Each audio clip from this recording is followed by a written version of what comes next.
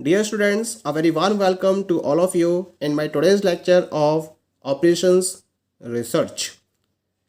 In today's lecture, we will discuss upon the next example on LP model formulation.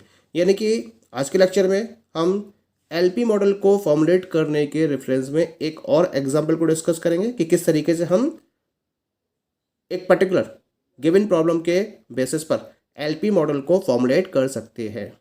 The second example is as follows. A diet for a sick person must contain at least 4,000 units of vitamins, 50 units of minerals, and 1400 calories. Two foods A and B are available at a cost of rupees 4 and rupees 3 per unit, respectively. If one of A contains 200 units of vitamins, 1 unit of mineral and 40 calories. 1 unit of food B contains 100 units of vitamins, 2 units of mineral and 40 calories. Formulate this problem as an LP model so as to minimize the cost. तो ये आपको problem दे रखी है. तो पहले हम problem को एक बार और अच्छी तरह से डिस्कस कर लेते हैं कि क्या क्या इन्फॉर्मेशन इसके अंदर दे रखी है. यहाँ आपको जो क्वेश्चन दे रखा है वो एक सिक पर्सन की डाइट के रेफरेंस में दे रखा है. ठीक है, और उसको क्या डाइट लेनी है जिसमें कम से कम एटलीस्ट का जिक्र आ रहा है यहाँ पर 4,000 यूनिट्स तो विटामिन की लेनी है, 50 यूनिट्स उसे मिनरल्स की लेनी है और 1400 कैलोरीज भी उसको गेन करनी है. पॉइंट क्लियर हो गया. अब इसके रेफरेंस में वो दो फूड्स गेन कर सकता है. एक फूड ए है और दूसरा फूड है बी. ए की कॉस्ट है ₹4 पर यूनिट और बी की कॉस्ट है ₹3 पर यूनिट. क्लियर. अब इसमें दे रखा है कि ए की एक यूनिट में 200 यूनिट्स तो विटामिन की है, 1 यूनिट मिनरल है और 40 कैलोरीज है. ऐसे ही बी की एक यूनिट के अंदर 100 यूनिट्स विटामिन की हैं, 2 यूनिट्स मिनरल्स की और 40 कैलोरीज है. तो आपको क्या करना है, इस पर्टिकुलर प्रॉब्लम को एलपी मॉडल में फॉर्मुलेट करना है जिससे कि कॉस्ट को मिनिमाइज किया जा सके. क्वेश्चन क्लियर हो गया अच्छी तरीके से. अब हम क्या करेंगे, सबसे पहले तो जो भी हमारे पास इंफॉर्मेशन दे रखी है उसके लिए या जो हमारे पास इंफॉर्मेशन अवेलेबल है उसको हम टेबल के मीडियम से समराइज्ड वे में प्रेजेंट करेंगे. ठीक है, तो यहाँ मैंने एक टेबल यहाँ पर डिफाइन करी है. रिसोर्सेज तो हमें पता चली गए हैं या कंस्ट्रेंट्स हम कह सकते हैं क्या क्या दे रखा है मेरे पास. तो रिसोर्सेज या कंस्ट्रेंट्स को हमने टेबल में एक तरफ रिप्रेजेंट किया है. इसके साथ हमें ये भी पता है कि हमारे पास दो फूड्स दे रखे हैं क्योंकि हमें इनके रेफरेंस में ही कॉस्ट को मिनिमाइज करना है. तो ये फूड दे रखे हैं ए और दूसरा फूड दे रखा है बी और फिर हम यहाँ लिखेंगे इसकी टोटल अवेलेबिलिटी जैसा कि हम अपनी टेबल में फॉलो करते हैं. तो ये 3 पर्टिकुलर कॉलम तो हम फॉलो करते हैं. एक तो रिसोर्सेज कंस्ट्रेंट्स, फिर जो डिसीजन वेरिएबल्स हैं उसके रेफरेंस में एक कॉलम अलग से तैयार करते हैं और फिर हम टोटल अवेलेबिलिटी का एक कॉलम अलग से तैयार करते हैं. क्लियर हो गया. अब देखते हैं हमारे पास रिसोर्स क्या दे रखा है. सबसे पहला रिसोर्स क्या है हमारे पास, 3 रिसोर्स है यहाँ पर, एक विटामिन और दूसरा मिनरल्स और तीसरी कैलोरीज दे रखी है और चौथा जो हमारे पास रिसोर्स है वो है कॉस्ट पर यूनिट. ठीक है. अब विटामिन की बात करते हैं. तो इन्फॉर्मेशन के अकॉर्डिंग जो विटामिन ए फूड में चाहिए वो ए फूड में कितना विटामिन 200 यूनिट्स और बी फूड में भी कितना है, बी फूड में 100 यूनिट्स. क्लियर. ऐसे ही मिनरल्स की बात करें तो ए फूड में 1 unit of mineral and 2 units of mineral in food B. ये हमने नोट कर लिया इसको. ऐसी कैलोरीज में दे रखा है आपको that is 40 in food A और 40 इन फूड बी. अब देखते हैं टोटल अवेलेबिलिटी दे रखी है क्या इनकी, है ना. हाँ दे रखी है. सबसे टॉप पे दे रखी थी टोटल अवेलेबिलिटी कि जो फूड वो गेन करे सिक पर्सन उसमें कम से कम 4,000 यूनिट्स तो विटामिन की होनी चाहिए. तो विटामिन की टोटल अवेलेबिलिटी हो गई 4,000 यूनिट्स जैसा कि यहाँ पर मैंने रिप्रेजेंट किया हुआ है टोटल अवेलेबिलिटी में इसको. ऐसे ही मिनरल्स के रेफरेंस में टोटल अवेलेबिलिटी दे रखी है आपको 50 यूनिट्स की और कैलोरीज के रेफरेंस में टोटल अवेलेबिलिटी दे रखी है 1400 की. यहाँ तक क्लियर हो गया मैंने. ठीक है.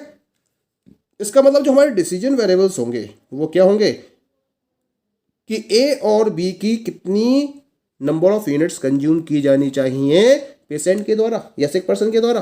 तो हम ये मान लेंगे कि x1 और x2 ये वो particular number of units of food A और बी को रिप्रेजेंट करते हैं जो पेशेंट को कंज्यूम की जानी चाहिए. डिसीजन वेरिएबल क्लियर हो गया यहाँ पर हमारा. अब जब डिसीजन वेरिएबल क्लियर हो गया तो हमारा ऑब्जेक्टिव फंक्शन भी क्या है, मिनिमाइज करना है टोटल कॉस्ट को.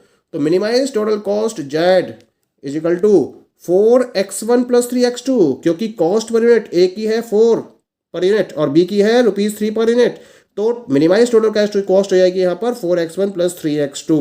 ये हो गया हमारा ऑब्जेक्टिव फंक्शन। अब क्या रह गए, सब्जेक्ट टू कंस्ट्रेंट्स रह गए। अब सब्जेक्ट टू कंस्ट्रेंट में पहला है विटामिन के रेफरेंस में, तो विटामिन के रेफरेंस में इक्वेशन बनेगी 200x1 प्लस 100x2 और 4000 के इक्वल। अब यहाँ पर लेस देन इक्वल टू का साइन आएगा या मोर देन इक्वल टू का या इक्वल टू का, तो इसके लिए आपको कंडीशन दे रखी है एटलीस्ट की।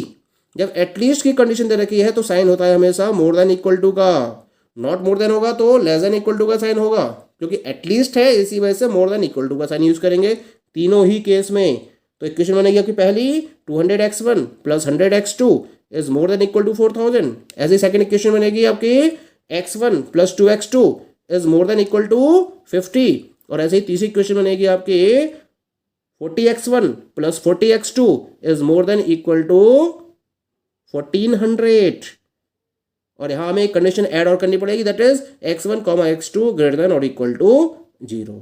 तो इस तरीके से ये कंप्लीट मैथमेटिकल मॉडल आपके पास तैयार हो गया, जहां मैंने x1 x2 को डिसीजन वेरिएबल्स में डिफाइन करा है, number of units of food a and b, minimize total cost Z हो गई 4x1 प्लस 3x2, और सब्जेक्ट टू कंस्ट्रेंट्स में ये मैंने तीन इक्वेशंस यहाँ पर रिप्रेजेंट की हैं जो ग्रेटर देन इक्वल टू के साइन के साथ में है, क्योंकि कंडीशन एटलीस्ट की है। तो इस तरीके से जो दी प्रॉब्लम है उसको हम मैथमेटिकल मॉडल में प्रॉपरली फॉर्मुलेट कर लेते हैं।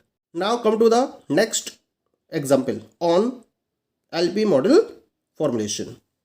एग्जाम्पल डिस्कस कर लेते हैं। पहले तो हम ABC Limited has 2 bottling plants G and J. Each plant produces 3 drinks, mango, orange and banana. The number of the bottles produced per day are, यहाँ मैंने प्लांट GJ को डिफाइन करा है। बॉटल्स में 3 टाइप की बॉटल्स है, mango, orange और बनाना। G plant में मैंगो की 1500 यूनिट बॉटल्स, ऑरेंज की 3000 बॉटल्स, बनाना की 2000 बॉटल्स प्रोड्यूस की जाती हैं। J यूनिट में 1500 यूनिट्स मैंगो की, 1000 यूनिट्स ऑरेंज की और 5000 यूनिट्स बनाना की प्रोड्यूस की जाती हैं। According to survey there will be a demand of 20,000 bottles of mango, 40,000 bottles of orange and 44,000 bottles of banana in the month of July. Also the operating per day for plant G and J are 600 and 400 monetary units. Formulate the LP model so as to minimize the production cost. ये information आपके पास दे रखी है। तो एक बार information को हम फिर से एक बार प्रॉब्लम को डिस्कस कर लेते हैं। यहाँ पर ABC लिमिटेड के रेफरेंस में 2 बॉटलिंग प्लांट्स को डिफाइन किया गया है, जिसका नाम दिया गया है plant G and plant J। और इन दोनों प्लांट में मैंगो, ऑरेंज और बनाना ये 3 ड्रिंक्स को प्रोड्यूस किया जाता है। अब इसके रेफरेंस में आपको इंडिविजुअल इन्फॉर्मेशन दे रखी है कि भाई G में मैंगो, ऑरेंज और बनाना, और प्लस J में भी इन तीनों की जो नंबर ऑफ बॉटल्स हैं वो आपको डिफाइन ये दे रखी है, उसकी डिटेल आपको प्रोवाइडेड है। सर्वे के अकॉर्डिंग ये बताया गया है कि जुलाई के मंथ में मैंगो की 20,000 बॉटल्स की रिक्वायरमेंट होगी, ऑरेंज की 40,000 बॉटल्स की और बनाना की 44,000 बॉटल्स की रिक्वायरमेंट होगी, डिमांड होगी। ठीक है, इसके साथ साथ जो ऑपरेटिंग कॉस्ट है वो दे रखी है आपको 600 एंड 400 मॉनेटरी यूनिट्स। और उसके साथ आपसे कह रखा है इसमें कि इस पर्टिकुलर प्रॉब्लम को आपको एलपी मॉडल में फॉर्मुलेट करना है जिससे कि प्रोडक्शन कॉस्ट को मिनिमाइज किया जा सके। ठीक है, अब हमें इस पर्टिकुलर प्रॉब्लम के डेटा को समराइज करना है। तो समराइज इस तरीके से करेंगे कुछ, यहाँ मैंने एक टेबल यहाँ ड्रॉ कर रखी है और इस टेबल में मैंने प्रॉपर्ली डेटा को समराइज्ड वे में रिप्रेजेंट किया है। ये टेबल आपको दे रखी है। ठीक है, और इस टेबल के अकॉर्डिंग सबसे पहले वही रिसोर्स लेके चलेंगे। फिर यहाँ पर आपके पास जो प्रोडक्ट है वो प्लांट के रेफरेंस में G और J, और फिर टोटल अवेलेबिलिटी को यहाँ पर मैंने रिप्रेजेंट किया है। अब यहाँ जो प्रॉब्लम हमारी नंबर ऑफ बॉटल्स के रेफरेंस में है। ठीक है, अब मैंगो बॉटल्स के रेफरेंस में एक मैंगो बॉटल का पहला कंस्टेंट हो गया, ऑरेंज बॉटल का दूसरा कंस्टेंट हो गया, बनाना बॉटल का तीसरा कंस्टेंट हो गया, और चौथी बात हो गई हमारी ऑपरेटिंग कॉस्ट की। केवल यही आपके पास कंस्टेंट्स इस प्रॉब्लम में दे रखे हैं। मैंगो बॉटल्स प्लांट G में 1500 यूनिट्स, J में 1500 यूनिट्स, जैसा कि आपको डेटा दे रखा है ऐसे। और इसकी टोटल अवेलेबिलिटी दे रखी कितनी, 20,000 की, क्योंकि कहना है ना कि डिमांड 20,000 की है मैंगो की बॉटल्स की जुलाई के महीने में, तो टोटल अवेलेबिलिटी 20,000 की दे रखा है। क्लियर हो गया। ऑरेंज बॉटल्स के केस में G प्लांट में 3,000 यूनिट्स प्रोड्यूस की जाती हैं, J में 1,000 यूनिट्स प्रोड्यूस की जाती हैं, और टोटल अवेलेबिलिटी कितनी है इसकी ना 40,000 की। बनाना बॉटल्स के रेफरेंस में 2000 है प्लांट जी में और 5000 है प्लांट जे में, और इसकी जो टोटल अवेलेबिलिटी है, टोटल डिमांड है, वो कितनी दे रखी है, दैट इज गिवन यू 44,000। अब हम बात करते हैं यहाँ पर ऑपरेटिंग कॉस्ट की। जी प्लांट में ऑपरेटिंग कॉस्ट है 600 मॉनेटरी यूनिट्स और जे प्लांट में है 400 मॉनेटरी यूनिट्स। चलिए ये तो बात हो गई about the summarised form of the problem of the data.